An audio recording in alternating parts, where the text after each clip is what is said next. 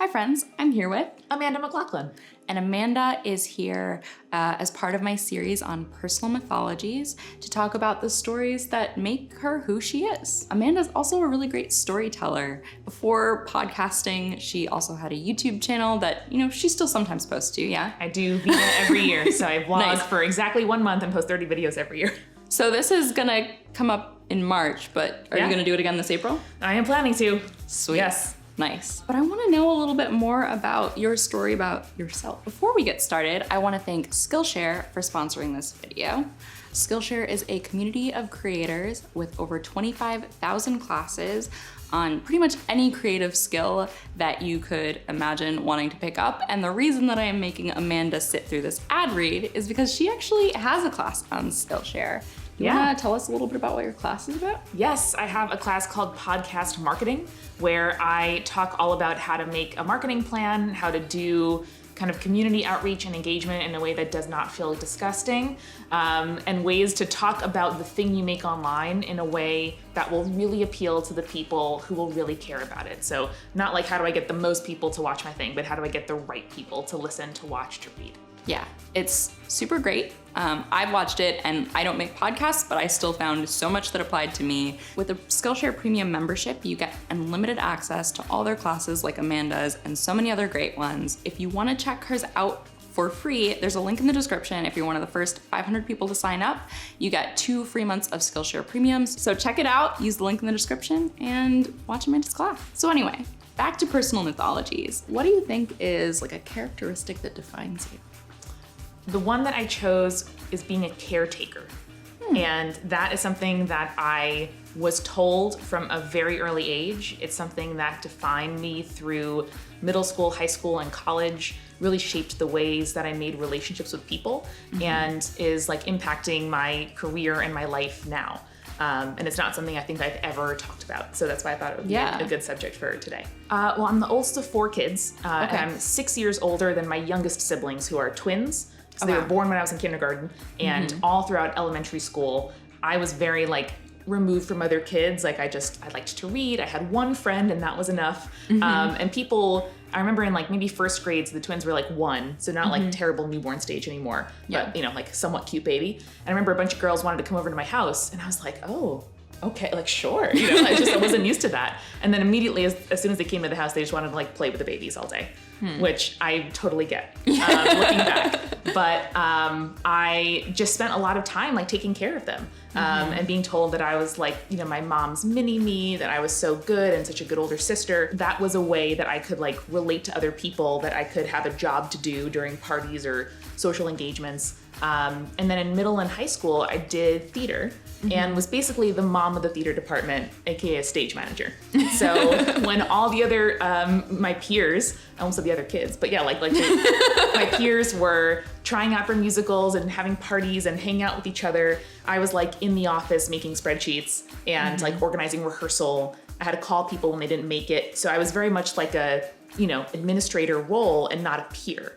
And that was really safe for me because I was never, offended that no one invited me out or offended that no one liked me because I didn't feel even in that pool. I just felt kind of removed. Describing it now, it seems a little tragic, but at the time it felt like, I had found a safe little harbor in the, tumultuous waters of growing up and finding a role for yourself. It sounds like it's been really helpful and comforting to you. Have you ever felt a negative side to it? It really kind of hampered my ability to make deep relationships with people. And in therapy, something I've talked about a lot over the last few years is letting myself be cared for.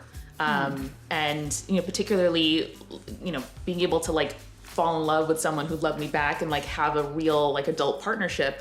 I feel was only recently accessible to me because I, let myself be taken care of. I let myself ask for support, and I don't just try to throw support at someone and think that that's a relationship. Depriving someone else of a chance to show up for you is refusing to let that relationship deepen.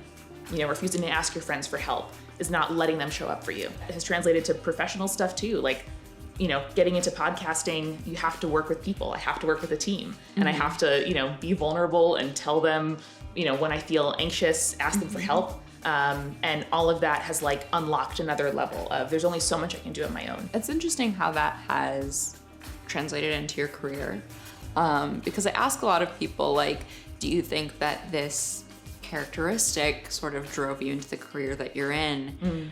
But you're in a career, and so am I. I think a lot of people in our generation are. They're in careers that like you couldn't have foreseen this being a possibility. No, it didn't exist. Yeah, Right. Not at all. You know, I worked in sort of administrative support roles, which I think, you know, having those skills come really naturally to me of taking care of people, making sure that their needs are met, right? So that's translates in the office to stuff like, is the pantry stocked? Like, do you have the calendar invite with the meeting location? You know, do you have like a phone number to dial when you dial into this interview? Yeah. And so all of those kind of like support roles, I never even valued them as skills because I just thought like, oh, well, that's just what I do. You know, like I had real trouble looking for jobs and trying to figure out what I was going to do next because I didn't even have the vocabulary to describe those things as a skill. And so I thought that I was just like unskilled and just like what do I look for? So in some ways it's like inevitable that I would just make my own thing. Right. But even now, like I'm like the CEO of a small business and I find myself being like, oh yeah, like I just make podcasts. I'm like, well, and I don't even describe the things that I do or think that they're remarkable or that I'm like doing a job because to me it's just like easy to keep house in my company the way that I keep house in my house. Well, I think it's also just like such a disservice the way that we value in kind of corporate culture administrative work. It's gendered as hell. Yeah, it's gendered. It's usually seen as like lower level.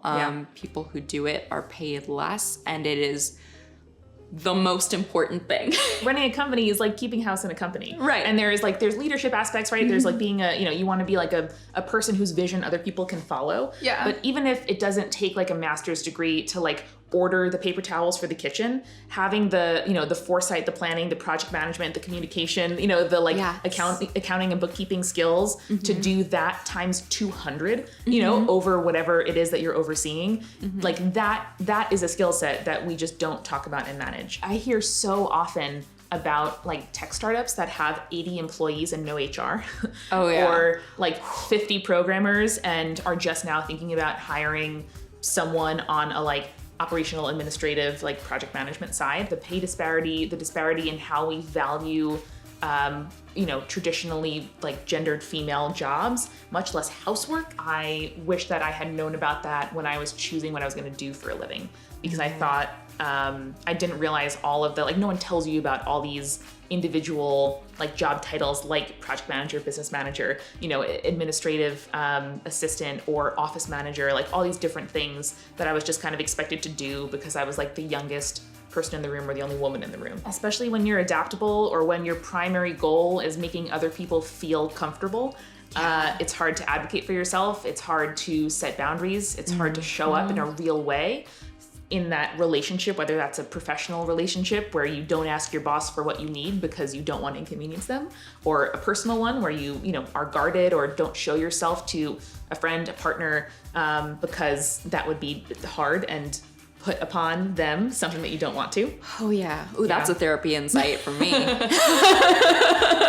It's true. And I mean, to this day, like I have trouble, someone will offer to do something and I'll be like, oh no, I got it. Like that is, I have to like claw that, I have to like delete that text message as I type it out, because like it took until I was about 25 to say to somebody else like, oh, well, let's find a place for us to meet that's between our houses, instead of just going to their neighborhood every time. Yeah. Because I didn't want to make them leave their house if they didn't want to. And that's just, again, there's like an ego to it, or like an assumption that like I know best and I will plan this in a way that will make you feel the best. It's an instinct I still have. Like when someone comes to me with a problem, my first instinct is not to say like, that really sucks, I'm sorry. It's to say, have you tried this? Let's start a spreadsheet. That sucks. Like no one wants to hear that, and learning to like honor someone else, like what they're feeling, and just like be there for them and feel it with them and sit in that discomfort with someone, especially, you know, a good friend or an intimate partner. Like it's, you know, I really want to go into problem solving mode, but that is most of the time not what someone else needs. And it's still like so uncomfortable every time I feel myself start to be like, did you try it? Nope. Okay. Let's just like, let's sit here. If and when they want to problem solve, I'll be here. Yeah. But, you know, I think this is the real therapy insight. Like, I don't need to be useful to someone to be valuable to them, you know? Wow. Yeah. straight out the therapy couch from yesterday. But I'm trying to treat myself the way, or assume that people will treat me the way I treat them, in the sense that, you know, if they're valuable to me, if I love them, they don't need to be helpful to me, for me to feel that way and to want to have them in my life. And you're worthy regardless of your output. Yes. Yes. Thank you so much for sharing your story with me and with everyone here on the internet. Where can people find more of your insight? If you like the kind of stuff we talked about today, I think you will like my videos. My channel is She's So Mickey, and I post 30 videos once a year. So there are about 8 years worth of videos that you can make your way through. Same username on Twitter and Instagram. And my podcast company is called Multitude. So if you go to multitude.productions, you can see the 5 podcasts that I work on. And we have like more than 30 resources for podcasters and creative people. Everything from like a free accounting spreadsheet that I made that you can download to keep track of your income, to, you know, how to build a community, how to work with your friends, how to market a podcast, how to edit a podcast. So I do my best to kind of help other people do their thing and be their creative midwife. So that's multitude.productions. Awesome. And don't forget that you can go to the link in the description, get 2 free months of Skillshare, and take Amanda's course. Podcast marketing. Yeah. Not just for podcasts. I titled it poorly. She has been so endlessly helpful to me in like my own career, that I text her stuff when I'm like negotiating rates with people or like trying to figure out how to pitch sponsors. Thanks, Skillshare. And she's given me so much wonderful advice, and you have access to it too now, so definitely take advantage of that. You're a wonderful friend, inspiring leader. So are you. I love your work. Let's be friends for a long time. Aw, if you like this video, please share it with someone who you think might like it. Check out Amanda's links, they're all in the description. Tell me in comments about how caretaking plays a role in your life. Do you find yourself caring for others more? Do you find it difficult to accept care? I want to know what the story is for you. If you have trouble accepting care, challenge yourself to accept care from someone once this week and tell us how it goes. All right, we'll see you soon. Bye.